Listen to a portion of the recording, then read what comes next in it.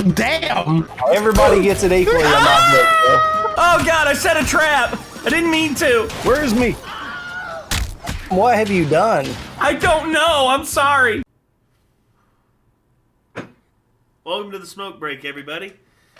After watching a healthy dose of cringe, I felt like we needed this, a little bit of a smoke break to give us to unwind.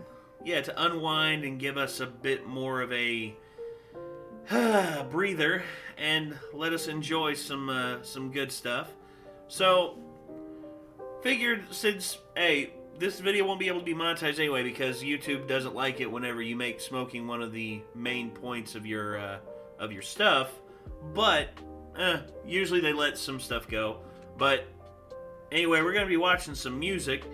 Now, Rick, you ever seen the movie Roadhouse with Patrick Swayze? Yes. When you I'm good with names, not with faces or by sometimes movie titles. But when you said Patrick Swayze, 1000% I've seen it. Yeah, it's been a little while since I've seen it, but so, I've seen it before. In the movie, there's a house band, and the man who leads the house band is a blind guitarist. You know, he's a guitarist who's blind. His name in the movie, I forget his name in the movie, but the man who plays the guitarist he's actually a guitarist. Like, he's a real guy. His name was Jeff Healy, and he was legitimately blind. He lost his eyes to cancer when he was a kid, and he never gave up, and he learned how to play guitar, and he became a bit of a Canadian hero. Canadian music hero, if you will.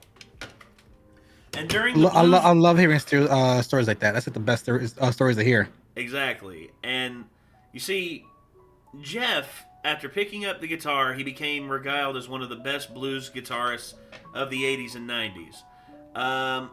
And he actually caught the attention of several movie executives, and they wanted to put him in movies, so that's why they put him in Roadhouse. But before that, Jeff, jammed with some of the best, and here he's jamming with one of my dad's favorite guitarists, one of my personal favorite guitarists, a guitarist by the name of Stevie Ray Vaughan. You ever heard of Stevie Ray Vaughan? I might know by the sound. When it comes to music, I know by sound. When it comes to movies, I know by actors.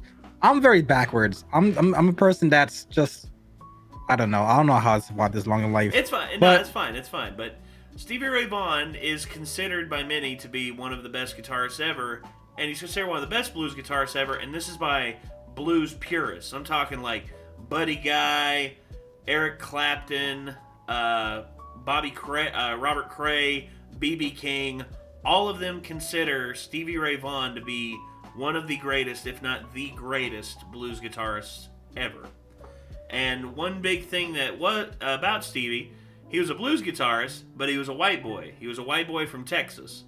And here's the thing, let me go ahead and get this up on screen. Both of these guys had a performance where they were on a Canadian television show together, and, this is what happened. All right.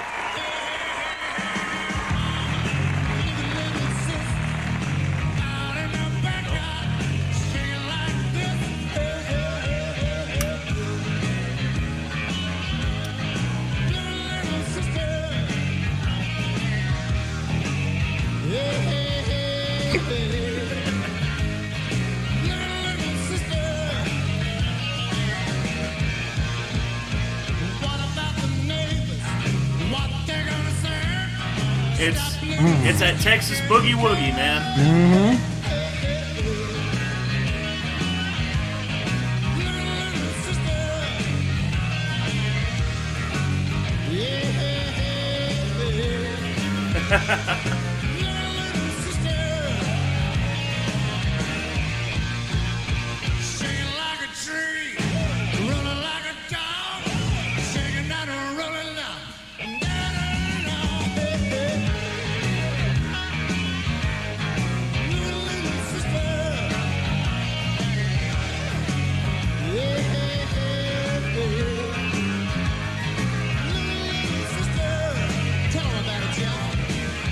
Here he goes.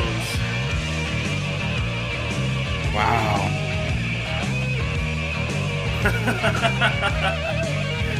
Played pretty good for a blind white boy, huh? Hell yeah.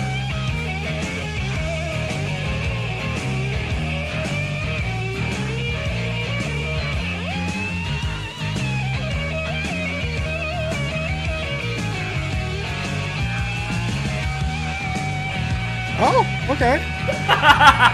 Okay.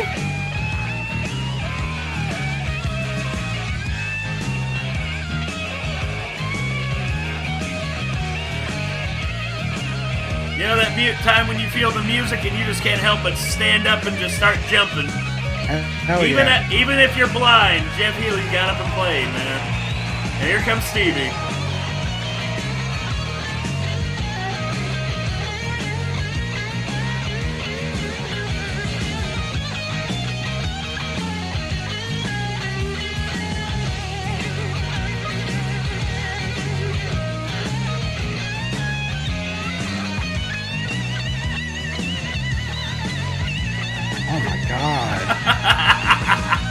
I love it.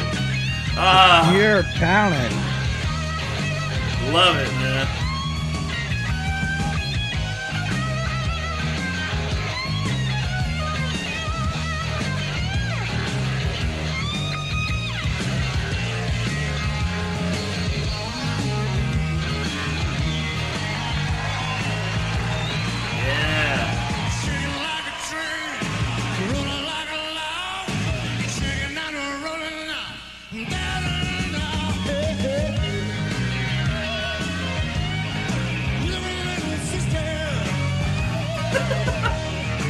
Oh, man.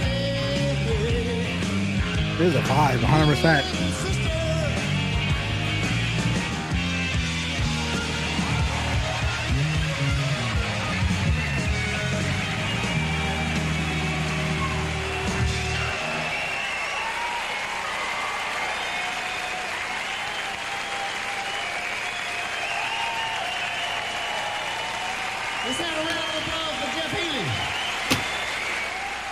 It's always the people who are blind that just like godsmack you. They just like they off, man. They shock you so hard that they're just severely talented. It's like it reminds me of have you ever heard of Cody Lee? Cody Lee? No, I haven't. So Cody Lee is a young kid. I believe at the time he went on America's Got Talent, I think he was like probably 17 or like 18 years old. He's both blind and autistic. Wow, man. And his voice is gold. And he also plays the piano. Oh, okay. And like so you will see him talk, you see how he reacts, and you know, me having a brother who's autistic, you would like sometimes they have like it's not Tourette's, but they tend to move their body a lot. They move their hands. They can't sit still. They're like jittery. Nervous twitch. It's a nervous twitch. Everybody's got that. I have the same thing. So he does that a lot. So you hear him, he will talk, and you hear his voice. His voice is a little more higher toned. Mm-hmm. So when you see acts on America's Got Talent, sometimes people like to not expose. What's that? They like that sometimes when people are not quote unquote they have disabilities and they try to I forgot there's a tokenize. Word for that. They try to tokenize. Yeah, exactly, tokenize. And sometimes they're a bad performer, but then sometimes they'll throw it on TV anyways because of ratings or whatever. Yeah. So sometimes you had the impression where okay, this kid is autistic, he's blind, and how he talks, you kind of drop your expectations a little bit. He sits down, he starts playing the piano.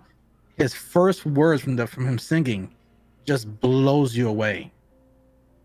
And I think that he ended up actually winning.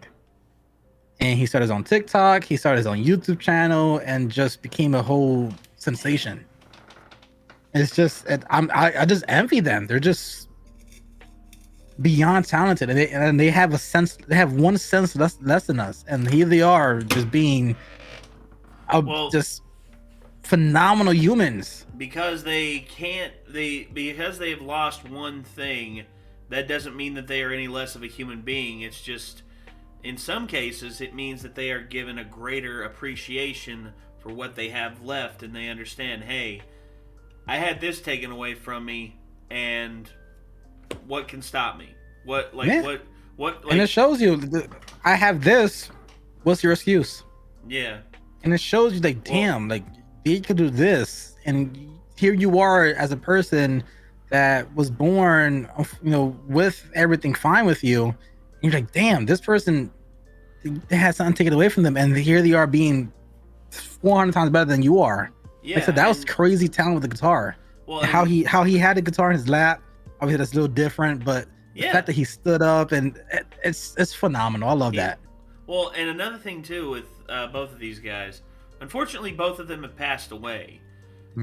Stevie, the guy who played the solo second, who was like singing, he passed away not too long after this performance. Actually, he died in 1990. He was only 35, and the thing is, he died right after he just got clean, because he'd been like really bad drug addicted for the last 6 or 7 years.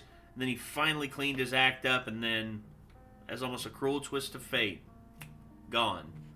And then Jeff toured and did all of his regular stuff, just as musicians do. Musicians, honestly, when they're true musicians who love their craft, they never really stop playing.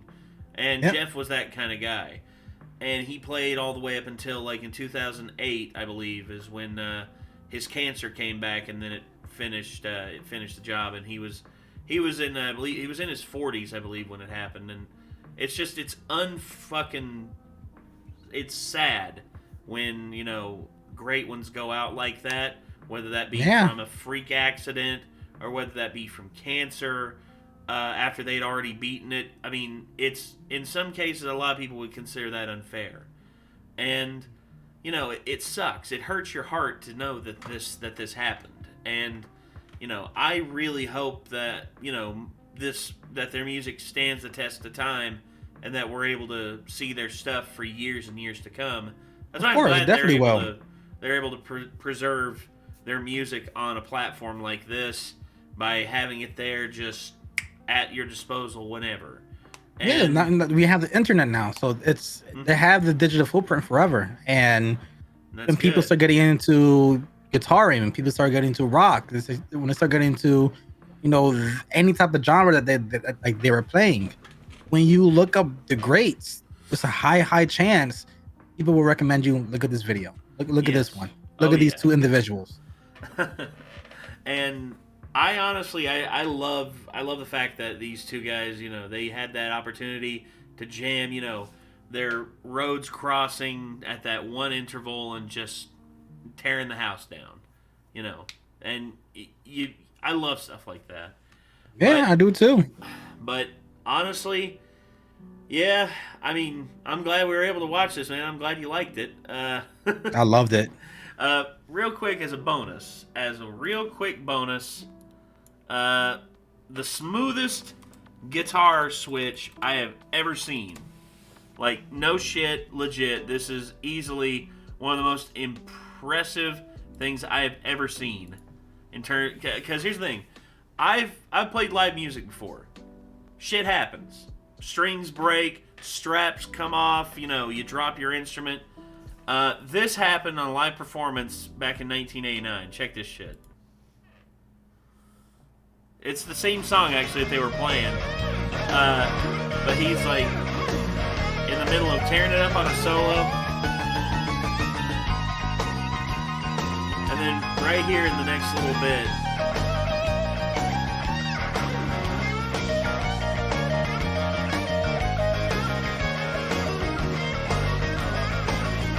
right here, ping. His bottom string just like snapped. You can actually like see it like flying and flopping around. I see it. Yeah. There, yeah. And it's just like, okay, so the roadie at this point is like off to the side, and he's just like, okay, right now.